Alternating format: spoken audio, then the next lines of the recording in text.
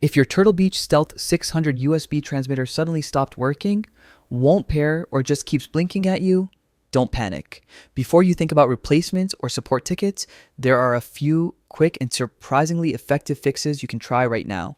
No tools, no complicated resets, just simple steps that solve the problem for most users.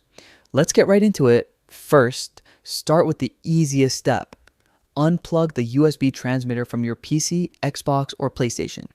It sounds basic, but a fresh disconnect clears minor glitches that can block pairing. Next, plug the transmitter into a different USB port.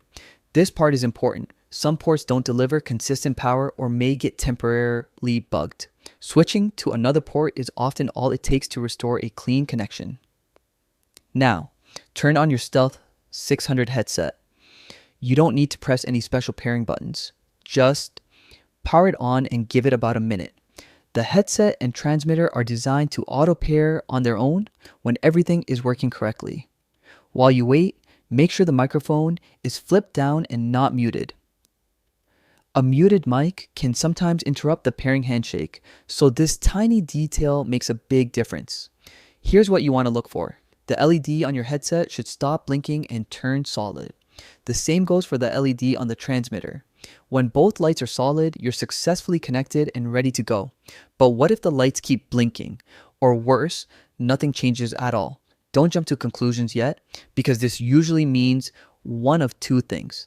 Either the firmware needs an update, or there may be a hardware issue that you can't fix from home. If you've tried different ports, powered the headset on properly, and still see no solid LEDs, it's time to reach out to Turtle Beach support. They can walk you through advanced troubleshooting, and if your device is still under warranty, they may even offer a replacement.